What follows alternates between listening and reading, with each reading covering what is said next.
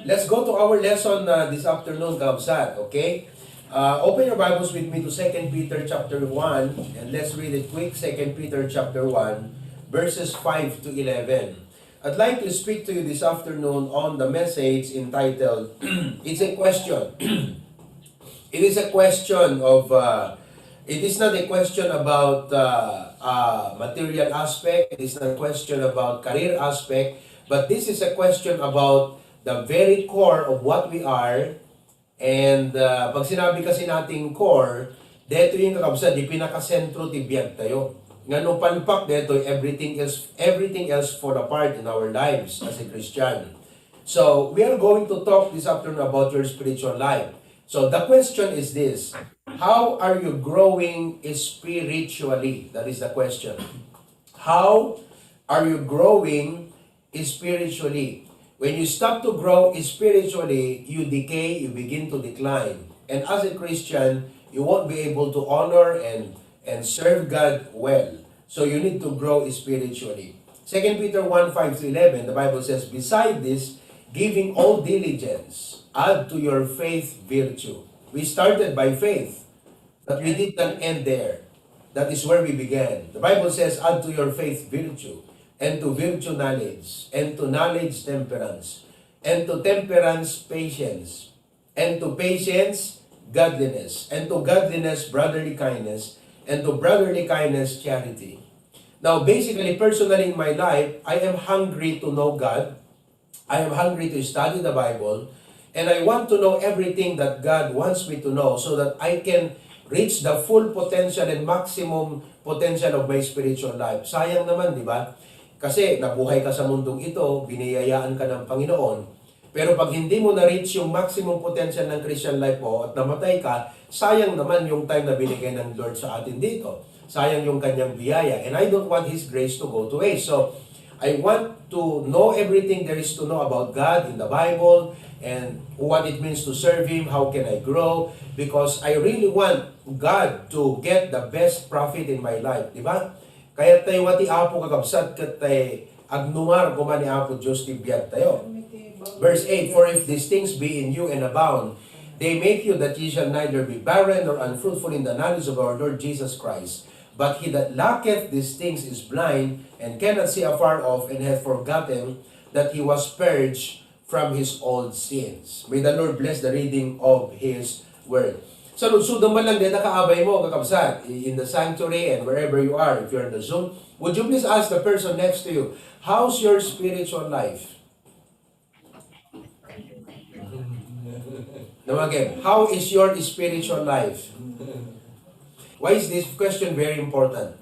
Now, as a pastor, usually, pag may mga nagpapa-advise sa amin like family problem, marital problem, and problems in life, the first question that we always ask are related to this question, how's your spiritual life?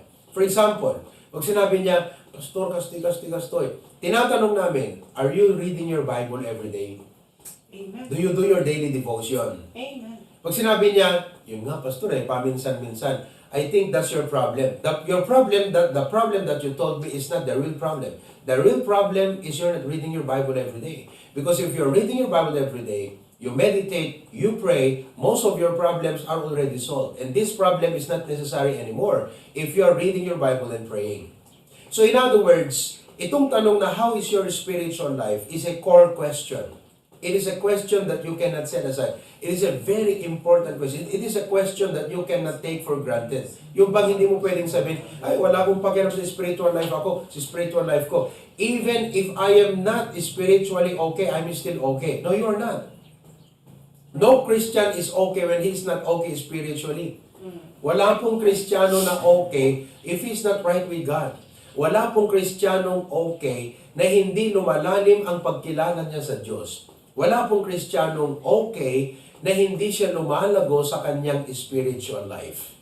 Every Christian, for him to really serve God well and do the will of God successfully in his life and live a life that pleases and honors God, then that Christian must not stop to know God, must not stop knowing His Word, must never stop growing in his spiritual life. Amen. So again, I ask you today, how is your spiritual life? Kumusta ang spiritual life nyo? Kasi, look at one point, tingnan nyo to. Uray na gadot problema ang kabsat, uray na gadot needs mo, uray na gadot stress and pressure di panagbiyan. Do you know what keeps your life from falling apart? It's your relationship with God. It's your spiritual life. It is your soul anchored on the Word of God. It is your soul that is being anchored on prayer, your worship with the Lord. So, as a Christian, hindi po ito something na it's just something, it sounds very idealistic. No, this is actually the very core of what you are as a child of God. Now, let me move on. Di may isang ubing kakabsat, excited at grow, anxious to grow. Kaya may ubing nagdaras na dumakil, di ba? Ni EJ, nagbakasyon Tito Romy dito, di ba? Tito Romy, if you remember, Tita Grace, when you had your vacation last time, kasama si EJ, nagbatit pa lang ni EJ, nagbatit pa yung ni Nathan, magtaray-taray nga buy-buyo doon na DJ carry on baggage DJ airport ini. Kat inatagat nagtayag ni EJ, di ba? Nagalisto nga dumakkel iti ubing. Okay? And growth is vital to one's physical well-being. When someone is not growing, when he is supposed to be growing, there must be something wrong. Amen? It makes sense? Duti may isang ubing kat dapat dumakkel, kung di mo dumakkel, there must be something wrong. No DJ mula kat dapat nga dumakkel, kat di mo dumakkel, ang sibog ka nga sibog, everyday, bisbisitahan, ikampay music na tugtugtug, di mo lang dumakkel, there must be something wrong. So growth is vital to one's physical well-being. On the other hand, spiritual life is vital to our total being. Nutrition, exercise, and healthy lifestyle all contribute to the body's growth and fitness. So this afternoon, ang gusto kong ipakita sa inyo, first of all is this. Spiritual growth depends on the following. Ipakita ko sa inyo, as we talk about spiritual growth, ano kadidi dapat nga sangkap, wano ingredients, wano formula, wano kasapulan nga ramidan tayo, tapno ag-grow tayo to spiritual life. Now, next question that you need to ask your seatmate. Okay, salud-sudan. Would you like to grow spiritually? Would you like to grow spiritually? Kaya't mo ka dito grow the spiritual life. Amen? Ngayon, pag sinabi niya, well, I don't care, then maybe he needs to be saved. Kasi kung saved ka talaga, you're anxious to grow. Amen. You have that desire to know God. Urewang mga ibagbagagin ka, di ba? Abay no, deta bagin, do you need to tell your body to grow? Do you need to tell your body, hey, you need to have a desire to eat? No, you don't. Because it is intuitive in your body. As long as you're alive, you have the appetite, you have the desire, as long as you're alive. So as a Christian, we have the desire to grow. Now, if you have the desire to grow spiritually, I'd like to show to you the ingredients. What are those things? Now, dito nga, sa tanong abanan. Okay? I want you to say these three words, alright? I want you to say this thing, this is statement. You need these three to thrive. Come on, say it. You need these three to thrive. Medyo tongue twisting, no? Tongue twisting. You need these three to thrive. Three, T-H-R-E-E. Three, tatlo. To thrive. To thrive means to flourish. It means no matter what the circumstance may be, you are resilient. And you will be productive. What a blessing, amen? Uri kasi ng pandemic, kakabsat ka resilient in Christian life mo. You're not affected, you're not moved by anything else. Besides that, you are abounding and productive in the work of the Lord. So you need these three to thrive. In fact, this is only part 1 of the subject, ha? Dito lesson tayo. Dapat part 2 na, dapat part 3 na. Now, let's see where we will be ending depending upon the time. But spiritual growth depends on 3 things. Number 1, 3 to thrive. Number 1, good nutrition. Good nutrition. Now, kita man kaabay mo kakabsat no, gusto mo lang ng nutrition nga tay-tagan na. Ito yung seatmate. Is he malnourished or properly nourished or over-nourished? Isa lang ka di jay. Malnourished, kurang tinutrisyon di bagina, so he looks pale, he looks not okay physically. There's something wrong because his body is not able to acquire the proper nutrition that it needs so that it can operate well. Malnourished or properly nourished. Balance ti diet na. Amen? Balance mo lang diet yung kapsat. If you don't want to die yet, you need to have a balanced diet. So, nag-upay kaya't timatay, katag-diet kang gusto. Amen? Better go see the doctor, get a check-up, and be able to see and evaluate yourself and make some adjustments if necessary. So, malnourished, properly nourished, or overnourished. Okay lang siguro yung overnourished. But the best thing is properly nourished. But you see, not all that we eat is good. Right? Not all that we eat is good. Not all that we put inside our body is actually good. Right? So as a Christian, you must have this discipline of mind to realize that not everything that you see is beneficial for your Christian life. Right? That everything you do is beneficial for your spiritual life. That all desires that's ano tawag dito? Na hindi lahat ng desire sa puso mo makakatulong sa spiritual growth mo. Hindi lahat ng mga kaibigan sinasamahan mo makakatulong sa spiritual growth mo. But I can tell you today that there is a good nutrition that would really tawag dito, isut mang push DJ pa nag-grow the spiritual life mo. Good nutrition. Now, there are two nutrition for every Christian. Nutrition means something you take in, something that would make a difference in your health spiritually and in your growth. And by the way, let me just inject this bago ko ibigay yung dalawa. A healthy Christian is a growing Christian. Amen. Let's say that together. A healthy Christian is a growing Christian. Amen. And a healthy Christian is not only a growing Christian, but a producing Christian. A Christian that produces results that honor God. So, see, there are many Christians that come to church, 5 years, 10 years, awan nagbaliwan da. Awan pulos naging bunga da. They've been there, 5 years, 10 years. But no growth, no change, no progress, no fruit. Why? Because they've not been growing. So, Christian life is not about longevity. It's about maturity. Amen. Ang DJ kaputa, napayag ka Christian, ubigat pala diyan, dingding agad, yan ang arudang kakapsat, tibunga, ti apo, ti biyag mo. So, being a Christian is not about longevity. It's about maturity. Meaning that you are maturing, agim improve, ti spiritual life, agim improve, ti pamatim. Agim improve, iti panunot mo nga na Diyosan. And it's making a difference in your life. And people notice the difference. And your family, your relatives, your friends, your workmates see the difference that's happening in you, and it's a wonderful growth. So, now, let's go back. What is our nutrition? Two things. First of all, the bread of life.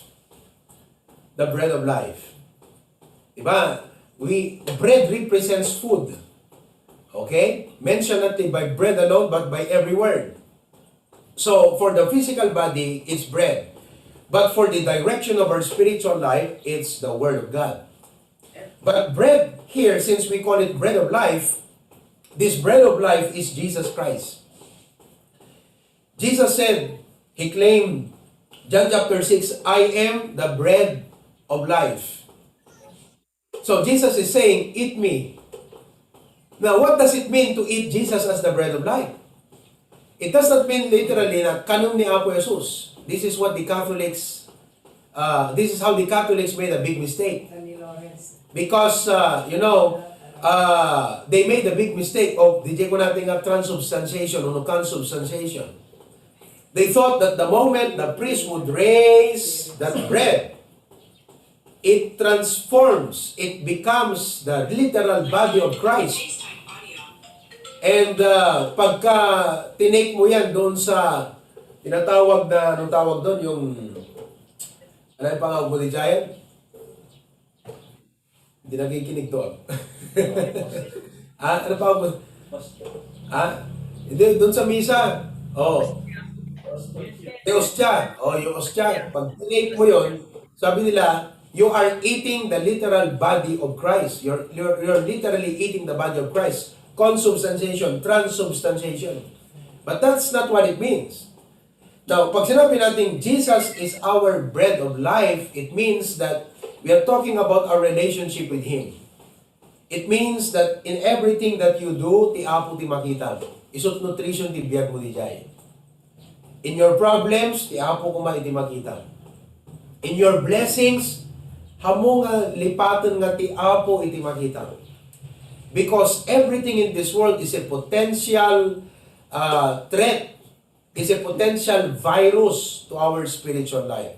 And unless nga ti apo iti ikawus tayo, ti panunod tayo, unless nga ti apo ti ikawus tayo, ti puso tayo kakabsat, we won't be able to resist, we won't be able to face these things in life. So, Jesus Christ is our nutrition. Ibig sabihin, you walk with Him. Pastor, that's hard kasi diyak mo't makita ti apo. How do I walk with the Lord? Diyak mo makita isuna. How can you talk to someone you don't see, di ba? How can you walk with someone you don't see? How can you fellowship with someone you don't see? That's why we have the Holy Spirit of God. So, through prayer, we walk with the Lord. Isut ikawus tayo di panunod ni Jesus, di ikawus tayo di panunod tayo. Ikawus tayo ni Apo kadagiti decisions tayo. Isut ikawus tayo kabsat because He is the nutrition we have. Grow in the Lord Jesus Christ. The Bible says in 2 Peter, but grow in grace and in the knowledge of our Lord and Jesus Christ. So, ibig sabihin, as a Christian, ikawus mo isunod di panunod mo, and not only that, but you seek to know Him more. That's what it means. Jesus is your bread of life, meaning you seek to know Him more. You know, there's a wonderful song, Karana Jagat, oh, I want to know you more. Deep within my soul, I want to know you. Paiso di Jagat kapsad. Among, do you realize that in your problems, if you do what is right, if you read the Bible, if you pray, you will know Jesus more. You will know Him more. Amen. So, as a Christian, when you have Jesus as your bread of life, it means I will know Him more. You know, every day when I wake up, I read the Bible. Kunak no kati Apo, Lord, I pray that as I read the Bible, I will know you more. Not only that, as I read the Bible, I pray that you remind me about who you are in my life. Palagip mo Apo kanyak no siya sinno kati biyag ko Apo. That you are my Lord, that you are the God of my life, that you are my provider. Lord, show to me, ipakita. So that's what it means to have the bread of life. Another nutrition of a Christian is not only Jesus, the bread of life, but His words. His words. Kunana ni Jeremiah, and I found your word and I ate them up. Kunana kinang ko nagiti sa om. But you see in John chapter 6, verse number 63, John chapter 6, the Bible says, it is the Spirit that quickeneth, the flesh profiteth nothing, the words that I speak unto you, they are spirit and they are life. What a blessing. Amen. So as a Christian, if you want to grow spiritually, you need to read the Bible. Not only read the Bible, but meditate on the Word of God.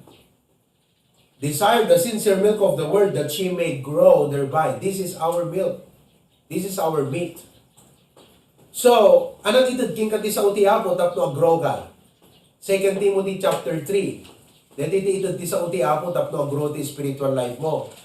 Kaya dapat maawatam dito nga banag tapnon while you are reading the Word of God, ma-identify mo, oh, dito yan, tiyan aramidin di Bible kanya. This thing. 2 Timothy 3:16, it says, all Scripture is given by inspiration of God and is profitable. Now, how is the Bible profitable for your spiritual growth?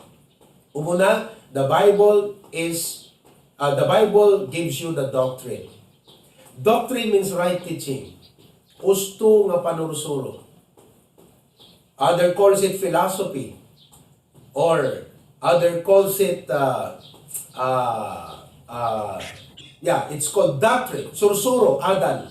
Okay? It gives you the right teaching. So, the Bible is profitable to your spiritual growth because you need to know the right teaching. Remember this. Some of you got saved when you were in Hawaii. Some of you got saved when you were in the Philippines. But before you got saved, you had wrong teachings. You had wrong teachings in the mind. And you know, whatever teaching you have come to accept in your mind affects your traits.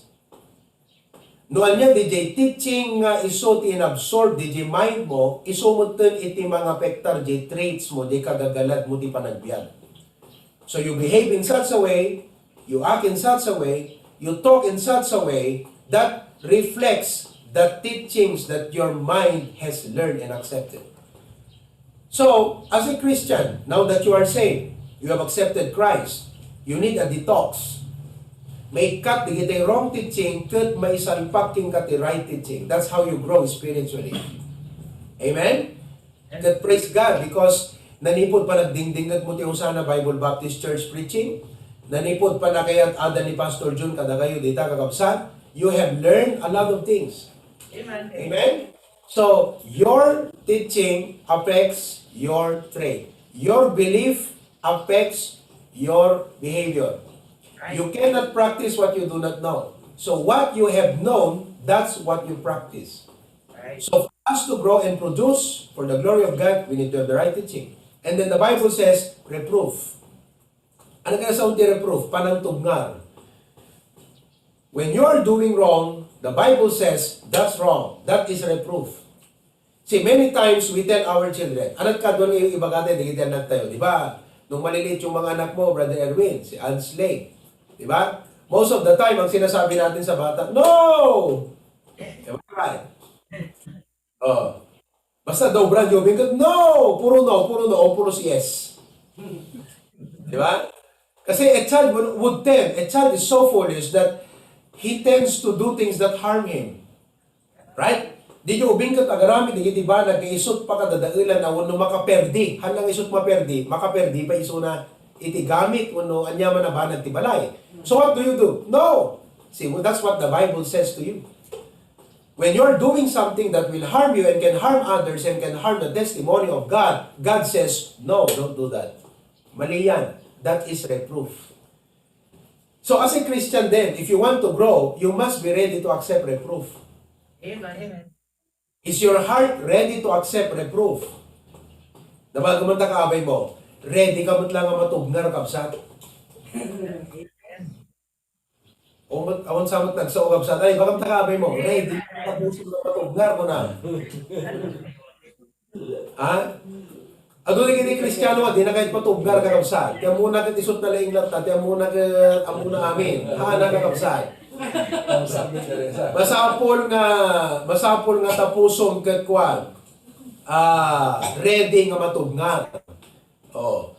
So, kas na Jobing, matugnar. No, kung naging ka. So, that's what the Bible tells us. No, don't do that because it will harm you. It will harm others. It will harm your family.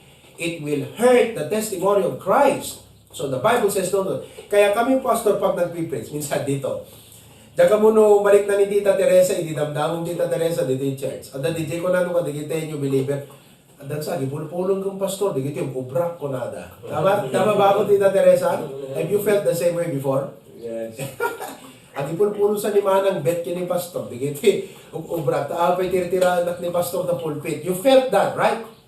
Actually, awan nagisusumbong, awan man iti mangipulong nga ta about you, kini pastor, ngem gaputa ti Apo, amuna deta si kasasaad mo, sitwasyon kung turturong ti biyag mo, i-impress ti Apo kini pastor, di mensahe nga mangtugnar king ka. Right. So, no awan mangtugnar king ka, hangga grow spiritual la. Hangga grow ti spiritual life no awan ti mangtugnar king ka. Ken no awan ti makatugnar king ka. Kasi uray damot pang tugnar king ka, no di pusong gat natanggan, hangga lang tamo tag-grow. Di ko na di, ada jay pasugin ni di, prinsak may panggap ti inom. Kaya't ko nga rod nga, ikwa di kakabsat, kat kunana ka no, mano nga beses nga imprints kung kunana, kat awang kunana. Dahil tamen sa ni pastor, kat tumantataltag lang, nyak kunana kakabsat. Eh, kat uray pa'y 15 nga taon nga, attend church nga ta, DJ nga taon, han nag-grown kakabsat na ta, numatugnar, tumantag ka numati puso na. Oh, so han ka-grow. So, dapat yung pusong ready nga matugnar. Now, and then the Bible says correction. Correction. Ano ka na sa correction? Noong natugnar ka, siyempre nakonbiktar ka. Oh, Lord, mali. So, ano dapat aramidek na ron? That is correction. So, the correction pen eh. Kasi DJ mali, i-correct na. You have a chance to correct it. And praise the Lord. uri adaman dagiti nagkamkamalian tayo, ada dagiti wrong things ti biyag tayo, wrong titurong tayo, there is an opportunity to correct it. If you're willing. Ngamnohan ka willing nga makorek, as pagarigan, in-advise na ka, o kabsat, kung ako man ni preacher Glenn King ka, o young people ka the church, among ading, among kabsat, mali yan, dapat ganito. Kung di mo makaya ti may i-correct, gagro nga talaga na. Right. Uray 5 years ka nga atin nila, uray atin daram amin nag-imo. No hanbo kayat nga mai-correct, DJ wrong di biyag mo, hangkan nga grow. So, vital ti spiritual growth tayo nga kabsat, deti correction iti word of God. Amen. Oh, amen? So, kaya timot lang kakabsat, iti maisimpa. Oh. Kaya timot lang maisimpat, biyag mo kakabsat, amen? Amen. Agyamang kay kitita, dapat usaran ti apo nga mangisimpag ka. Amen. Oh. Iti nga ron, church ka, dadi kiti ubing nga nakasubsubag di balay. Agyaman nak ti apo ta, dito kat dumnod that preaching. Di kat ada pagbanag, ada pagbaliwan da. Praise God. Ada pagkumanda kakabsat. And then the Bible says, instruction in righteousness. So, dagiti nalinted nga magbanag, ti apo kakabsat, isuro na king ka, DJ instruction, anat aramiden. Kasti di aramiden ko na ti apo. Tapnon ti kasta, ti biyag mo, ket nalinted, nalimpyo, kaya tapnon ti kasta, han ka nga agaramid, ti ba nagkamakadadain. So, nakita yung kakabsat. So, as a Christian, masapol nga rod nga ayatom ti Biblia, ayatom ti sa uti apo. Han kumala nga deta Biblia, kakabsat, ket i-display ta Bible, ay ta balayo. No, han lang itugot mo na may ka makikimo. Dapat everyday kakabsat, learn to love this Bible. Amen. 66 books, you cannot meditate on all of it for the rest of you can read all of it, but habang maaldan amin eh. But praise the Lord, you can learn it. So, love this book. This is your nutrition. Amen ba mga kapatid? Amen. Okay? So, dapat, anatin ko na kitay, willing tayo nga magdingag ti usto nga surusuro, kat ma-realize mo, wrong di surusuro nga naadal mo, hindi kinaubing mo, iwaksim, accepon the right teaching, willing ka nga ma-correct, willing ka nga mababalaw, willing ka nga matugnar, kat willing ka nga dungag ti instruction iti apon ka. When you have that heart, brethren, the opportunity to grow, to experience the greatness of God in your life is limitless. Amen. The opportunity nga ma-experience yam iti kinag-great ni Apo ti life mo is limitless. If you allow Him to really work in your life, that is your nutrition. May kagawa sa, listen, number 2. Okay? Our spiritual growth not only depends on good nutrition, but our spiritual growth depends on spiritual exercise. It depends on spiritual exercise. Good diet is one. But the other side is spiritual exercise. Just like our body. Our body has been designed by God to act, to move. So when you are not moving, it deteriorates. Muscle deteriorates. No hamo usanon de da panunot mo, aglati ko na dangaro. Di ngami. Ay. Ako hindi nga term. Awan naglati ako. If you do not exercise, in everything, in every form, basta mo in-exercise ka, sa talaga ang deteriorate. For example, basketball, Brother M. Noon nabay lang ka nagbas-basketball, adapay lang king ka, di jimay mo, di rules the game, ngam di moves mo. Kas lang mangrugrugi ka man nga gunay, because you know, you have been immobile as far as basketball is concerned for quite some time. So you need to continue to exercise yourself in order to grow. Now, in Hebrews chapter 5, 13 to 14, anong exercise nga namin that pastor as a Christian? Okay? For everyone that useth milk is unskillful in the word of righteousness. So, unskillful meaning you are just beginning. You are a apprentice. No kumakarpintero ka kabsat ka kapela, helper. Unskillful, wala ka pang skilled eh. So you can only do things that you know you can. Hindi mo kayang gawing magpalitada, hindi mo pa kayang maglay ng hollow block, kasi kat para bagkat dat semento kada para bagkat ti darat para batil. Because you're skillful. So as a Christian, you cannot yet do the things that pastors, preachers, and mature Christians are doing. For he is a babe. But verse 14. Verse number 14. But strong meat belongeth to them that are of full age. So as you mature, even those who by reason of use have their senses exercised, So, the spiritual exercise ti Kristiyano kakabsat, kastoy. DJ panangamamong kan Jesus Christ, nutrition. Di ba? Intake mo ni Jesus Christ. DJ naadal mo ti Bible, i-exercise mo ita nga mag-discern ti good and evil. Gamitin mo yung mga prinsipyo na natutunan mo, apply it now in your life. That is a spiritual exercise. Because hearing the Word of God is one thing, but applying it makes the difference in your life. That's why God said, be not good hearers, but doers of the Word. Example, halimbawa, naituro sa'yo, the principles of decision making. Biblical principles for decision making. Dati, tilang decision making, tilang magdidrive king at decision making at impulse. Amoy impulse, take wala, de pulso lang. Pulso am lang kat mayat madi alamon. Diba? Pulso lang, impulse. Okay? Or pulse, hanggang impulse lang, pulse di dahil. Now, impulse is different. So, emotional ka nga agatan. But then, na-realize mo, no, that's not the right way to do it. So, you begin to realize, there must be guidelines. Umuna, okay, I must consider my budget, kunamon. I must consider my expenditures. I must consider this thing. So, nagkaroon ka ngayon ng prinsipyo, then you begin to exercise that. What happens? You see improvement in your life. So, di life tayo nga obsad, di kiti may surusuro nga sa utiya po, useless, hantay mo't la agro, no hantay yung i-exercise. In that verse, it says, to discern good and evil. Iso nga dali kiti sa utiya po, tapnon, isut man king kat konsensya nga, no agaramid ka, makonsensya ka, i-exercise mo, gaputa, naadal mo ti sa utiya po. Ala? Amen. Imbaga ti sa utiya po, at madigayam ti kastoy. Isut agbalin na konsensyam, so you exercise the Word of God. Amen ba mga kapatid? So, are you exercising the Word of God in your life? In-exercise nyo bang salita ng Panginoon? Oh. Not only to discern good and evil, but to apply it in your life. May panagdingog mo ti message about giving, di ka mo ti exercise. Hanggang grow. I praise the Lord sa mga kapatid, grabe. May nag-message sa akin, and to God be the glory. They have shared their heart for the ministry, and they really want to they really want to be of great help. Big deal, mga kapatid, doon sa ating church sa Claveria. Amen. Ako nagkakwadaan yan nga naindaklan ng puso. Amen. Eta kakabsat, exercise ti pamati deta. Amen. If you look at the amount, you could spend that in some things that you would enjoy it, you would be pleased to have it, but they denied their enjoyment, physical pleasure. They denied their desires and tinignan nila yung gawain, mas unahin natin ito. That is exercise. Amen.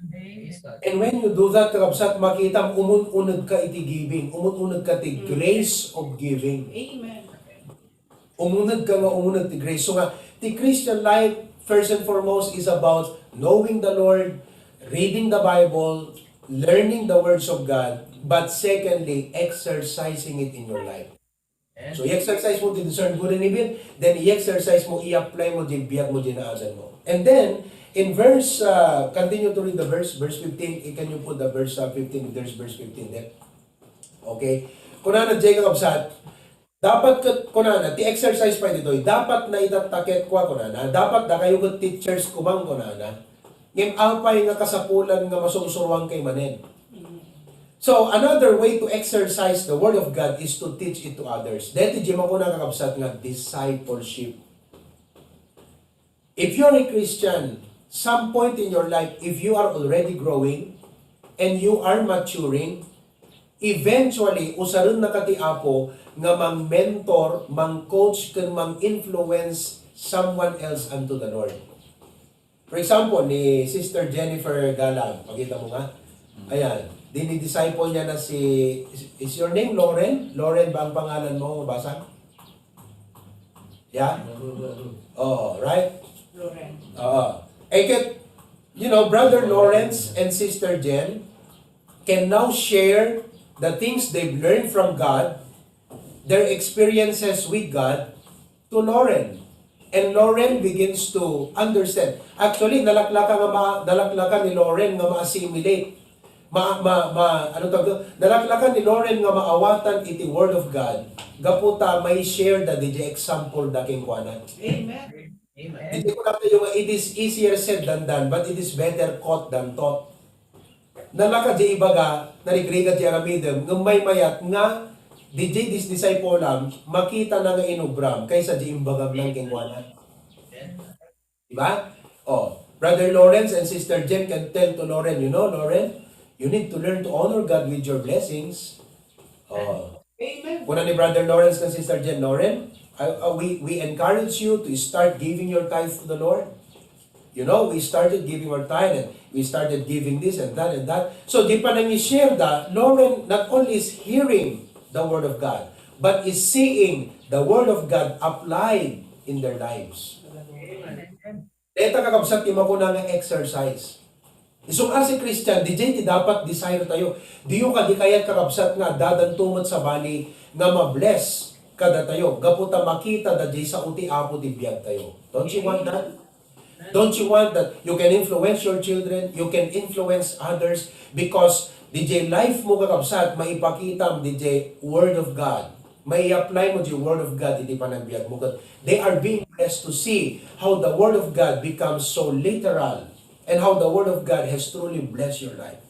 So adot na ibaga akong kakabsat ng ti bottom line na ijay, i-exercise tayo di sa uti ako. Gamitin natin to discern right and wrong, good and evil, i-apply tayo, digdi mag-adult tayo, and then let us find someone else that we can mentor, encourage, influence, and share to them the Word of God. That's a spiritual exercise. Lastly, number 3.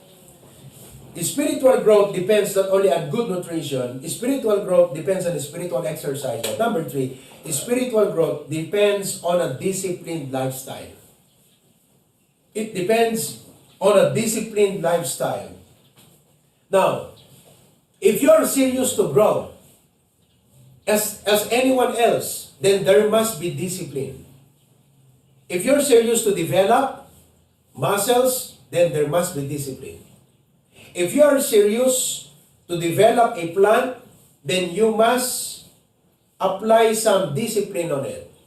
In other words, aglalalo no kas pagarigan, i-develop mo, di ba, nagningi na di bonsai? Amen? Numula, ang no tao sa bali nga istorya, numula nga bonsai nangina, okay? Naghinat bonsai, di nga may kausap? Oh. Why? Because of what you are actually paying is not just the plant, the beauty of course, but DJ skill. You know, there is a pastor in Bangi, DJ friend tayo nga pastor. Hindi na ba nagpasya Bangi, inig ka na ni Mrs. T. Bonsai. Inig ka na pwede bonsai. Give ko di birthday pastor ko na. Last year pa yon. Kaya nagmakatawanan, inay iwanag tinitrima. And that bonsai is there. So, just usar mo ko din na kwenta, doktok, dente table. Yun yung isang bonsai. And it's wonderful. Why? Because tinaramid na kausad, dinisiplina, kumbaga in control na di growth. Tapos maproduce na di kayat na nga klase di growth. So, it is spiritual life tayo. If we want to develop, then there must be discipline that we apply in our lives. In other words, hanga amin nga ba nagkakabsat, pastor kung di panunod mo, hanga amin, yung baga, ti life mo, hanga, no Kristiyano ka, hanga tila da. Ibaga man ka abay mo, kabsat, hanga tila da, kunam. Oh, hanga tila da. Okay? So, there must be disciplined lifestyle. The Apostle Paul likened the spiritual life into a race. You know, if you are an athlete, and you really want for the win, you want to compete for the win, then you must apply discipline in your life. Diba? O, disiplina ang ti panangan mo, disiplina ang ti turog mo, disiplina ang ti panag-exercise mo, and all of that. So that you can develop yourself, for the race. And you are confident that you could run well and finish the race and win because you have applied discipline in your life. So, disiplinaan tayo kakabsat, iti panagbiag tayo. Amen. Learn to say no when you need to say no. Dumampay no da kakabsat, DJ emotions tayo kat kaslang dete i-dominate na tayo, but we would not allow it because we want God to rule in our lives. In Hebrews chapter 12, 1 and 2 as we close, Hebrews 12, 1 and 2. The Bible says, wherefore seeing we also are compassed about with so great a cloud of witnesses. Do you know what this cloud of witnesses? The witnesses ko na, isudan ti makay patotoo. Nasa langit na sila. Noah, Abraham, those men and women of faith who served God and, isudat mangi patotoo nga, wow, alam mo, ganito yan. Let us lay aside every weight. That's discipline. And then the sin which that so easily beset us. Now, listen very carefully. Maybe, nabasa yung dating version, nung kunayo, ano difference the weight can sin, Pastor? Is not sin a weight? And if it is a weight, is it not a sin? Now, pinag-difference na, di ba? Lay aside every weight. You know what is a weight? Listen. Sin is already a sin. It is wrong. Completely wrong. On all sides, maling-mali. That is sin. Pero ang weight, it may not be necessarily sinful, but it is not necessary. Hello? And Hamok ka sa pulan ko mangam, you have it. So it's becoming a weight on you. The maintenance of it. Kumbaga hindi mo siya kailangan ngam addagan ka, madagsinan kanton nga mag-maintain. That's weight. Kat di pang maintain mo ka dayjay, imbes nga adda sa bali nga pangilaanam, hamon nga may lagi something nga more productive ka kumaga puta addamot dayjay nga weight. That is what you call weight. So as a Christian, dapat makita tayo nga, oh Lord, if I'm going to be committed to you, I must see to it nga awan di kita wait, nga mang-consume ti time ko, mang-consume ti resources ko, mang-consume kanya, tapnon ti kasta, maipaay ko king gatirubeng ko apong ipaay ti biyag ko. So kung ti Bible, lay aside every weight. So if you have a weight right now in your life, God is telling you, you want to run the race well, lay that weight aside. Ikatem deta nga padagsan ti biyag mo. It is not necessarily sinful, but it is not necessary for you right now. Haman nga basol dayta nga banag, ngamhan mo kasapulan dayta nga banag kita. Kat DJ pa ng attention mo, di pa ng maintenance mo dayta nga banag, dakil nga dadagsan. So ako na nagat, lay aside every way. And the sin which does so easily beset us, so that what? You can run with patience that race that is set before us. Looking unto Jesus, the author and finisher of our faith, who for the joy that was set before him, endured the cross, despising the same, sat down at the right hand of the throne of God. So, kakabsat, if you're going to grow spiritually, there must be discipline. So, ask yourself this question right now, before God. Lord, as far as number 3 is concerned, are there weights in my life? Among data kapsat, dito lang panang ibagat, panang ipakita Jasons, na agkling di panunod mo, the Holy Spirit will make you realize, unang paiso kaya, dadagsin na dito nga banag, ikatatsan, iwalin ko, iwaksik, iwakas ko, ikatat dito nga banag, because it's not beneficial for me now. I have it, it's not sinful, but hindi, wait ito sa buhay ko. Kailangan tanggalin ko to. Amen? So, good spiritual life, spiritual growth depends on good nutrition. It depends on spiritual exercise and disciplined lifestyle. Kakabsat, sabi ko mata dito nga message, adda iti imperialize ti Apo king ka. Amen. And sana po, ang aking prayer, this message, adda imperialize ti Apo king ka nga kunang. Pero may nga, jak makatan lang amang panunot di preaching ni pastor, adda imperialize ti Apo kanya. No hangko nga, iayos dito nga banag, no jak aramidon dito nga banag, haanak nga growth spiritual life ko. Amen? Amen. To God be the glory. Sana po, nakatulong sa inyo. Ituloy tayo part 2 na next time. Palubos iti Apo. Okay? It's a wonderful message. To God be the glory.